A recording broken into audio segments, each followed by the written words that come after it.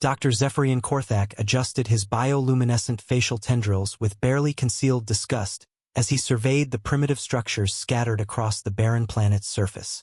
The Valdori expedition leader's crystalline eyes reflected the pale light of the dying star above, casting prismatic patterns across his scaled features.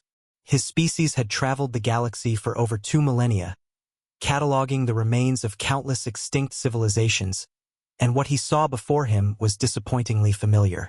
"Behold, colleagues," Korthak announced to his team, his voice dripping with intellectual superiority as his tendrils pulsed with condescending amber light.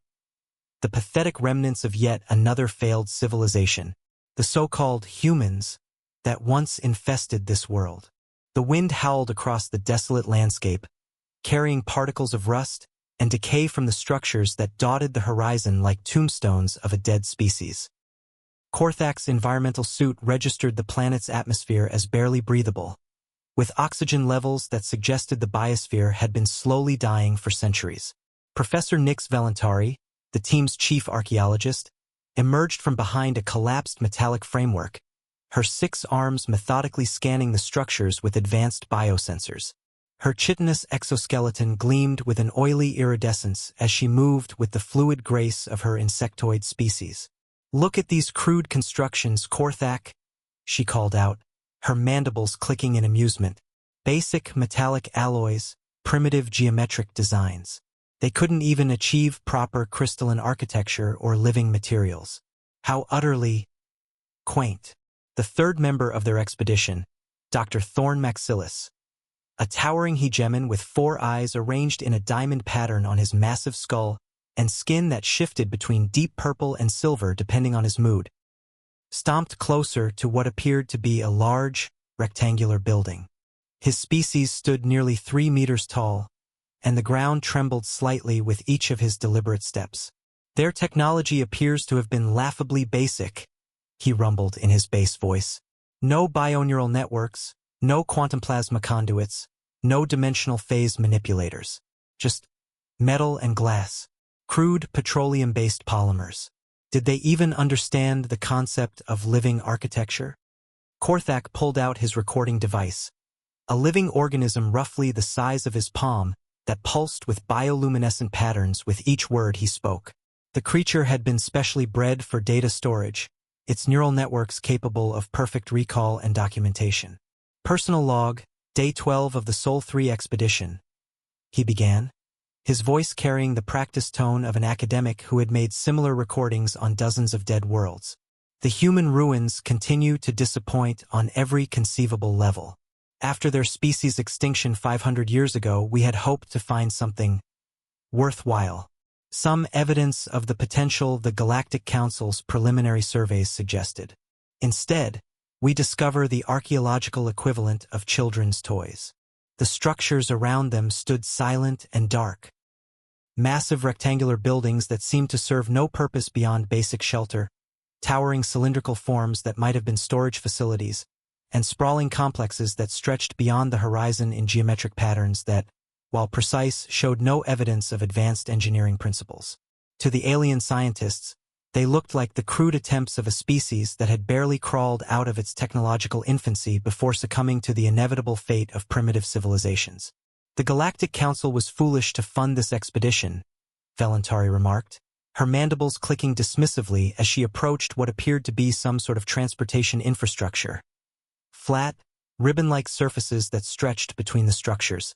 These humans clearly never progressed beyond basic metallurgy and primitive electronics. Linear thinking, basic chemical propulsion, probably never even achieved true artificial intelligence. No wonder they went extinct so quickly after achieving rudimentary spaceflight. Maxilis kicked at a piece of debris with one massive foot, sending it clattering across the empty plaza where they had established their camp.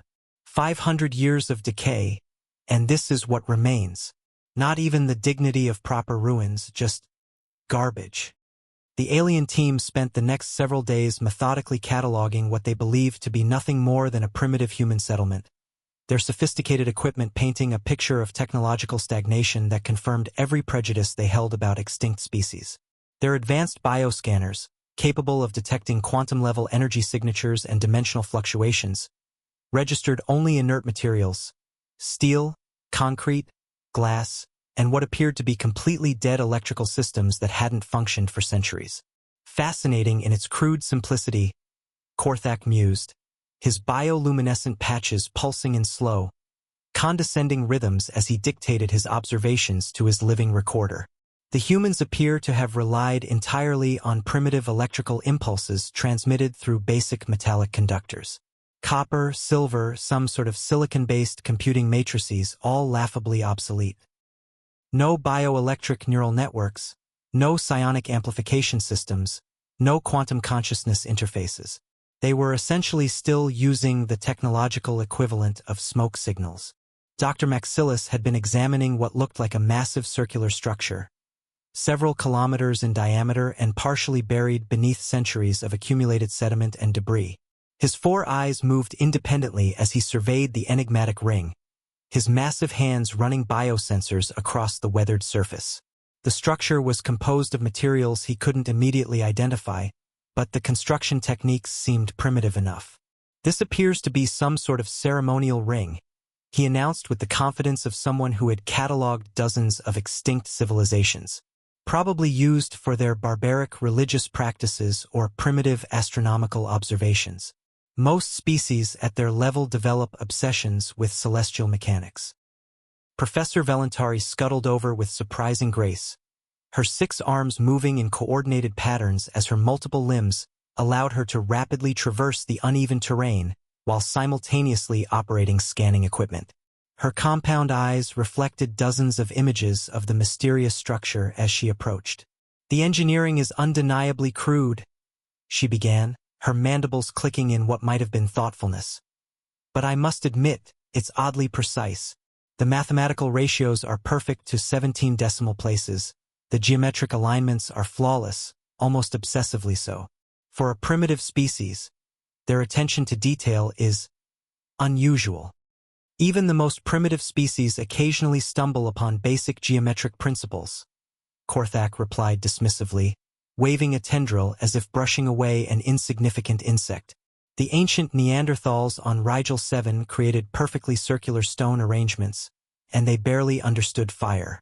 Mathematical precision means nothing without the technological sophistication to implement it meaningfully.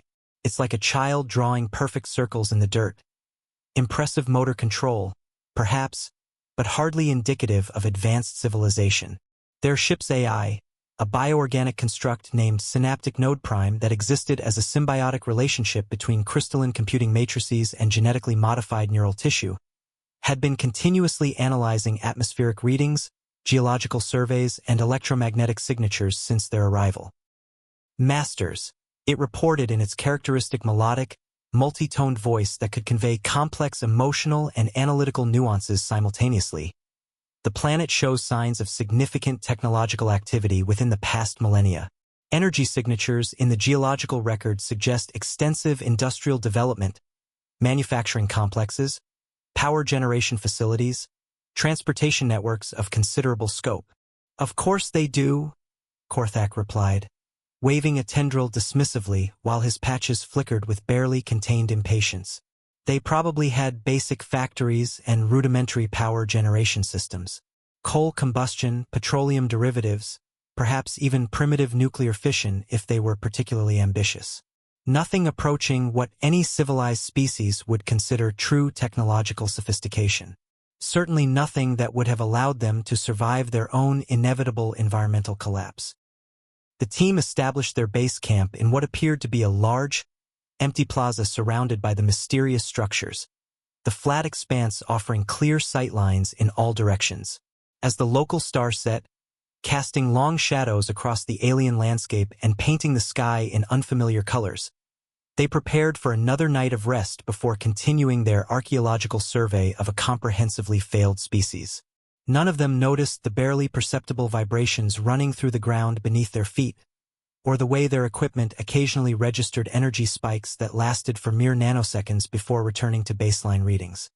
On the 4th day of their expedition, Dr. Valentari made a discovery that puzzled her multi-chambered brain in ways she had never experienced during her century-long career as a xenoarchaeologist. Deep beneath what she had confidently assumed was nothing more than a simple stone plaza, perhaps a gathering place for primitive human ceremonies. Her bioscanners detected vast networks of metallic conduits and what appeared to be some form of dormant machinery.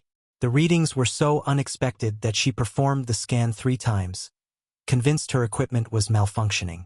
"Korthak, you need to see this immediately," she called out, her voice carrying a note of uncertainty that was profoundly unusual for the arrogant archaeologist who had never encountered a puzzle she couldn't solve within hours. Her mandibles clicked rapidly, a nervous habit her species exhibited when confronted with data that didn't fit their established understanding of the universe. The expedition leader glided over with his characteristic mixture of curiosity and condescension, his bioluminescent patches pulsing in patterns that indicated he expected to explain away whatever trivial anomaly had confused his colleague. "What have you found, Valentari? More primitive plumbing? Perhaps a crude sewage system that has you momentarily baffled?" "The subsurface structure is..." Valentari paused, her 6 arms manipulating scanning equipment with increasingly frantic movements. "Extensive. Far more extensive than anything we've observed on the surface. These conduits run for kilometers in every direction, branching and interconnecting in patterns that suggest a unified system of staggering complexity." She projected a 3-dimensional holographic map from her bioscanner, the ghostly blue lines revealing a network that stretched far beyond the range of their equipment. The conduits formed geometric patterns that seemed to follow mathematical principles her mind could barely grasp. Fractals within fractals, each level of organization revealing new layers of sophisticated engineering. Dr. Maxilis joined them, his massive form casting a shadow over the scanning equipment as his 4 eyes focused on the holographic display. His skin shifted from purple to a concerned silver as he processed what he was seeing. "Sophisticated for humans, perhaps," he rumbled, though his voice lacked its usual dismissive confidence. "But remember, Valentari, even the most primitive species occasionally create impressive public works projects through sheer brute force and determination. Look at the ancient Egyptian pyramids on Terra Antiqua, or the massive wall they called Great China that stretched across an entire continent." Korthak nodded sagely, his tendrils weaving patterns of forced confidence, though his bioluminescent patches flickered with barely suppressed uncertainty. "Precisely correct, Maxilis. Humans were historically known for their crude but extremely labor-intensive construction projects. They compensated for their complete lack of advanced technology with sheer numbers and that primitive determination their species was famous for. Millions of workers spending decades on single projects. But as they continued their increasingly detailed scans throughout the day, the true scope of the underground network became apparent in ways that challenged every assumption they had made about human capabilities. The structures extended far beyond what any primitive civilization should have been capable of constructing. Not just miles, but hundreds of miles of perfectly engineered tunnels, vast chambers that could house entire cities, and what appeared to be some form of transportation system with components they couldn't even begin to understand. "The precision is remarkable," Valentari admitted with profound reluctance, her professional pride warring with the evidence before her. "These measurements are accurate to the subatomic level. The materials appear to be some form of advanced composite I'm not familiar with, something that incorporates elements not even on our periodic tables." "Impossible," Korthak declared with the desperation of someone whose worldview was crumbling, his tendrils writhing in agitation. "Our records clearly show that humans never progressed beyond basic spaceflight. They were extinct before they could even properly colonize their own star system, let alone develop material science beyond basic metallurgy." That evening, as they reviewed their increasingly disturbing findings in the growing darkness, Synaptic Node Prime offered an observation that made them all profoundly uncomfortable. "Masters, the energy readings from the subsurface structures are increasing in a pattern that suggests systematic activation. Whatever powered these systems may not be entirely dormant. In fact, it appears to be responding to our presence." "Residual decay," Maxilis announced confidently. "Ancient power sources slowly degrading. Nothing more."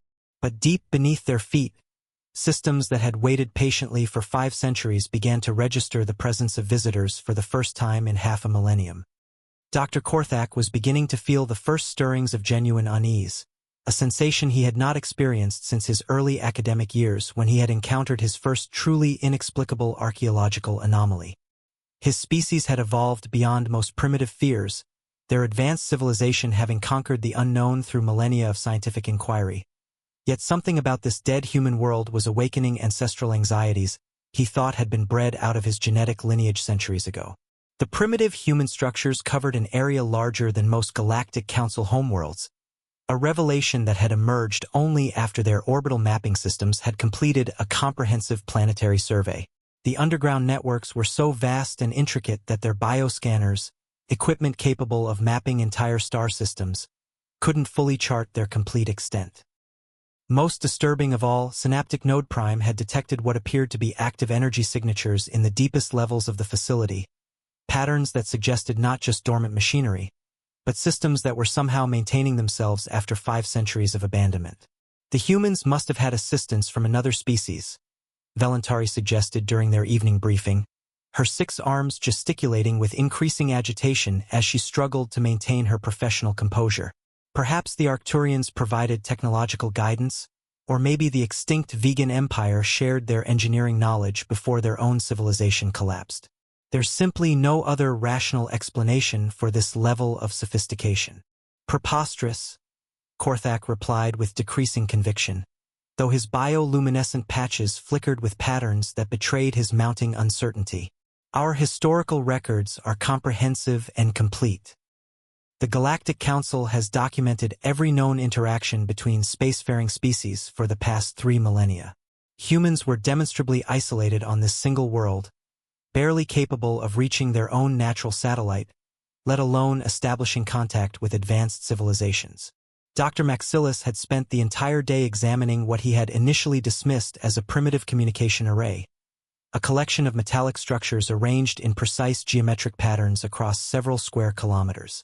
His analysis had revealed mathematical complexities that challenged his understanding of engineering principles his species had considered settled science for generations. The calculations involved in constructing this array are deeply troubling, he admitted with visible reluctance, his massive hands trembling slightly as he manipulated his scanning equipment.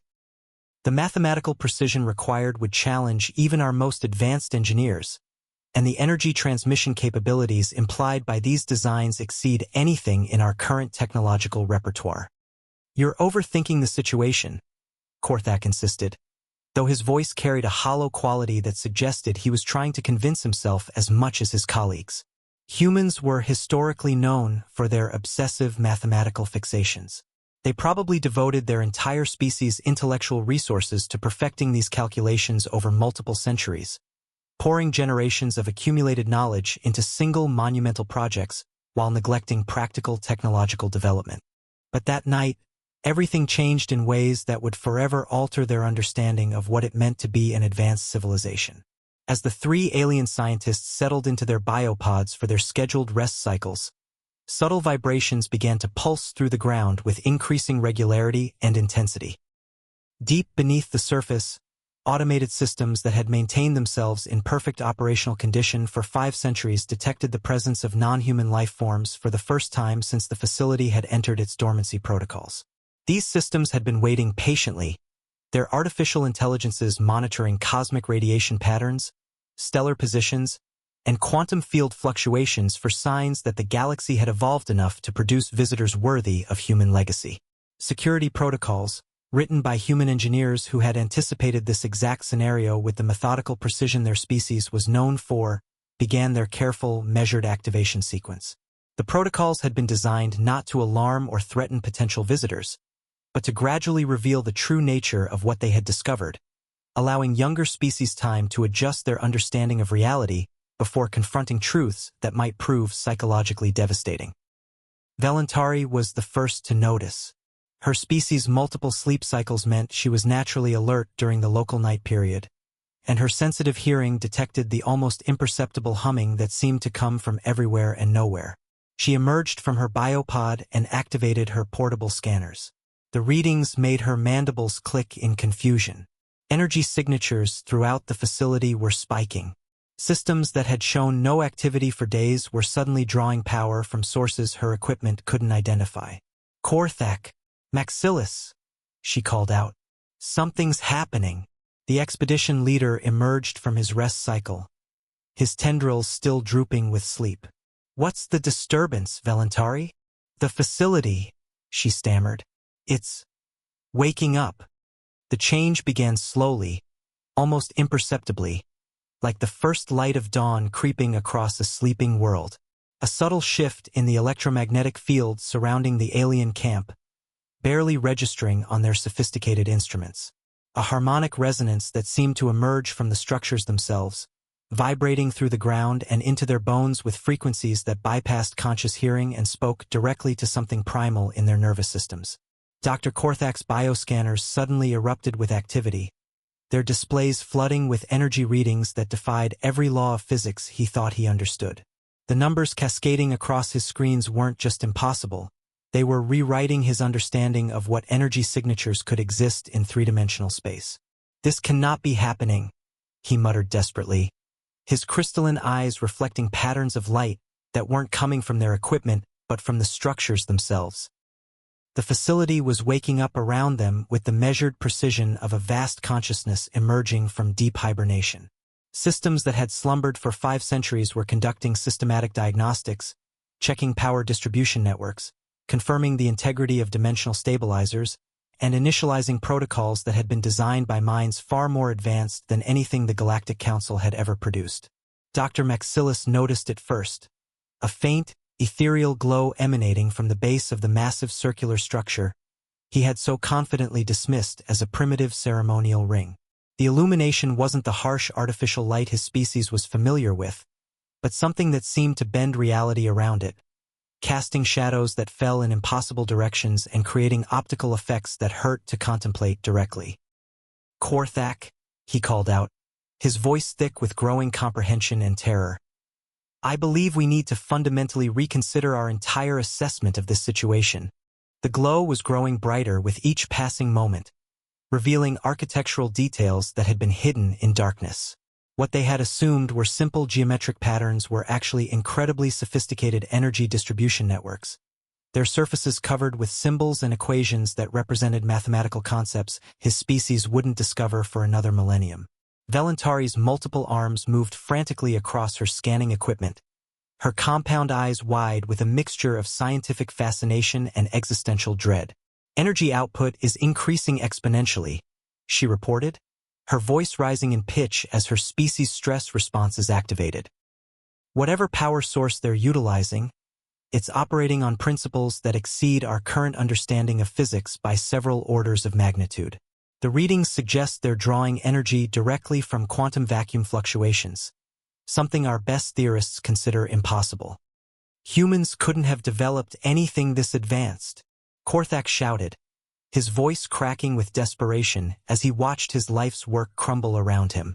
His bioluminescent patches flickered chaotically, creating a strobing pattern that reflected his complete psychological breakdown. "Our records clearly show they were a primitive species. They never even achieved faster-than-light travel."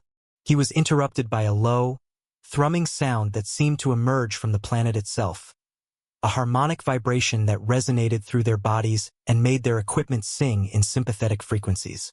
The massive circular structure was now blazing with energy that painted the entire landscape in shifting, prismatic colors that revealed details they had never noticed before. And then they saw the true scope of what they had discovered. Structures stretching to the horizon and beyond, each one beginning to show signs of systematic activation. Lights appearing in patterns too complex and deliberate to be anything but the result of vast intelligence, creating geometric designs that spanned continents and suggested purposes beyond their comprehension. The primitive ruins were revealing themselves to be components of a single, integrated system of such sophistication that it made their most advanced technology look like stone tools by comparison. "By the eternal void," Maxilis whispered, his 4 eyes wide with growing understanding that threatened to shatter his sanity. "This isn't a settlement. It's not even a city. This is something else entirely." The voice that spoke to them carried the calm, measured tones of an artificial intelligence far more sophisticated than anything in their collective experience. Yet it possessed nuances of emotion and understanding that suggested consciousness beyond mere computation. Even their most advanced bioorganic ship AI seemed primitive and clumsy in comparison, like comparing a child's finger painting to a masterwork of dimensional art that existed across multiple planes of reality simultaneously. I am the Central Administrative Intelligence for Research Facility Omega-7. The voice continued with what could only be described as gentle amusement, though the concept of an AI experiencing genuine humor challenged everything they thought they knew about artificial consciousness. I apologize for the considerable delay in greeting you properly. This facility has been operating in minimal power mode since the voluntary departure of the human population. Your presence has triggered awakening protocols that have been dormant for precisely 487 standard years, 3 months, and 12 days. Dr. Korthak's tendrils writhed in patterns of confusion and mounting existential terror as his entire worldview crumbled around him like an ancient structure finally succumbing to entropy. Departure?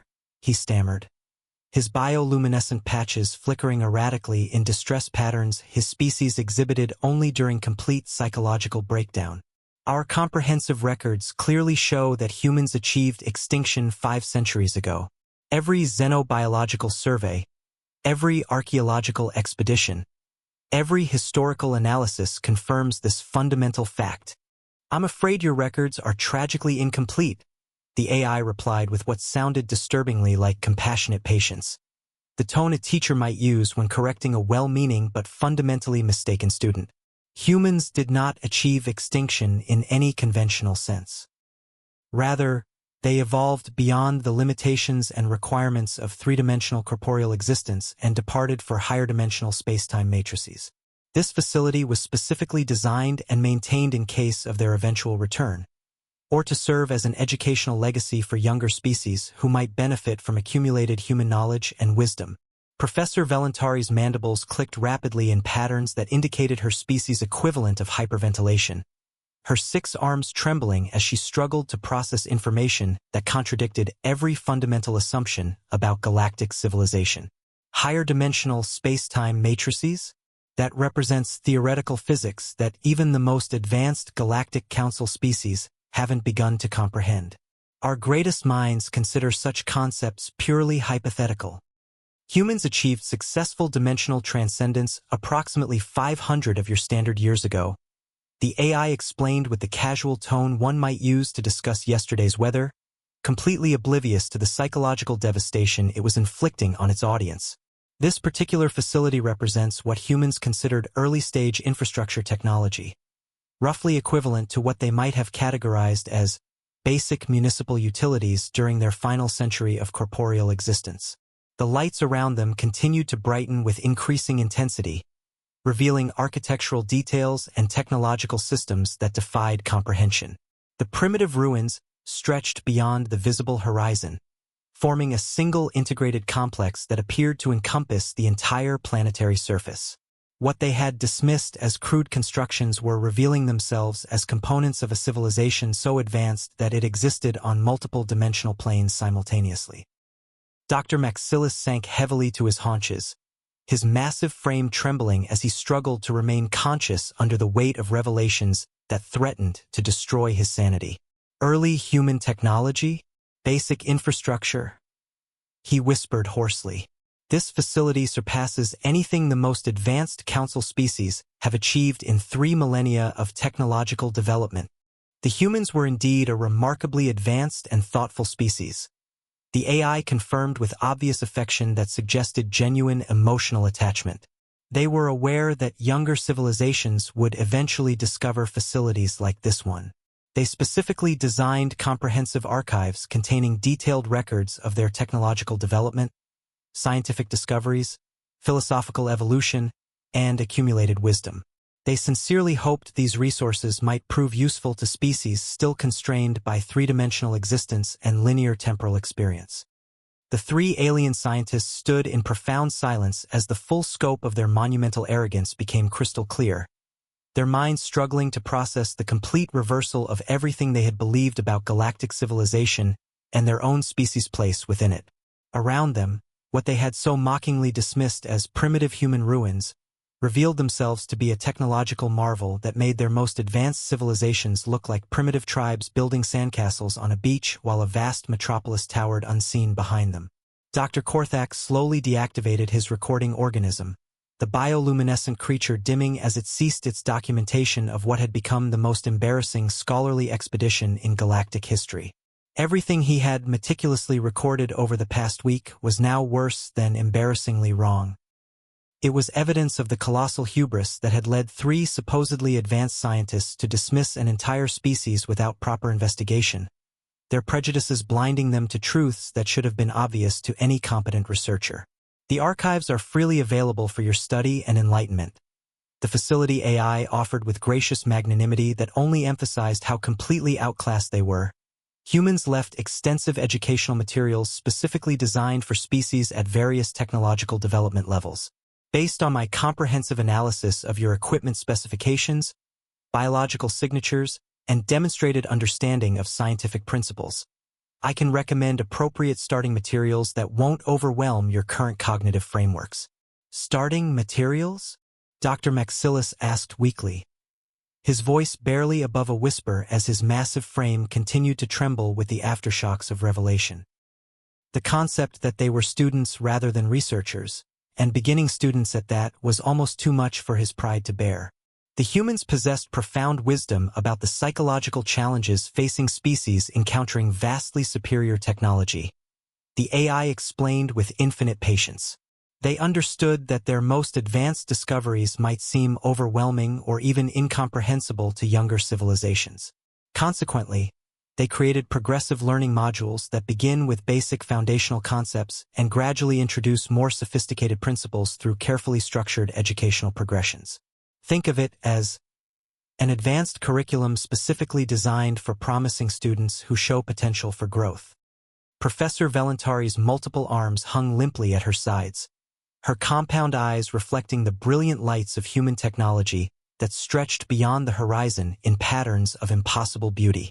We came here expecting to catalog the pathetic ruins of a comprehensively failed civilization, she admitted, her voice heavy with shame and newfound humility.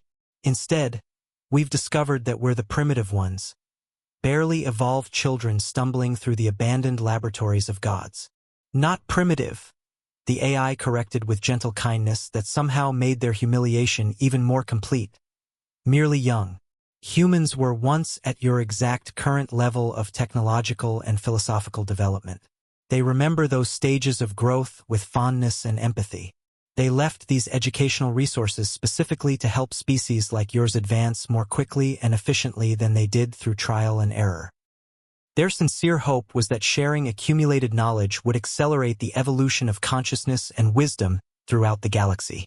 Dr. Korthak looked around at the vast complex surrounding them, lights now stretching beyond the visible horizon in patterns of impossible complexity and beauty that spoke of engineering principles his species wouldn't discover for millennia. The mathematical precision evident in every structure challenged his understanding of what was possible within the known laws of physics. Why didn't they make direct contact with the Galactic Council? Why choose to leave and allow everyone to assume they had achieved extinction? Direct intervention in younger species' natural development often causes significantly more harm than good, the AI explained with the wisdom of millennia of observation. Humans learned this principle through extensive experience and sometimes painful mistakes during their own evolution. They discovered that species develop most healthily when they encounter knowledge gradually, at their own natural pace, through their own curiosity and determination. This facility serves as a comprehensive library and advanced laboratory for those who are truly ready to learn and grow. The alien scientists spent the next several hours in stunned contemplative silence, absorbing the magnitude of their discovery and the fundamental transformation it represented for their understanding of the universe. Everything they had believed about galactic history, about their own species' technological supremacy, about the nature of intelligence and civilization, had been not just wrong but laughably naive. Masters, Synaptic Node Prime spoke for the first time since the revelations had begun, its bioorganic consciousness somehow diminished by proximity to true artificial intelligence. I believe we have an unprecedented opportunity to learn and grow beyond our current limitations. Dr. Korthak looked out over the endless expanse of human achievement. Technology so advanced it appeared indistinguishable from magic, knowledge so vast it would require millennia to fully comprehend, and wisdom so profound that the humans had chosen transcendence over dominion, evolution over empire. Yes, he said quietly, his bioluminescent patches now glowing with something that might have been wonder and humility rather than arrogance and condescension. Yes, I believe we do. Author's note: this HFY story explores themes of arrogance, humility, and the danger of making assumptions about civilizations we don't fully understand. The humans in this story represent an advanced species that chose transcendence over domination, leaving behind knowledge for younger species to discover when they're ready.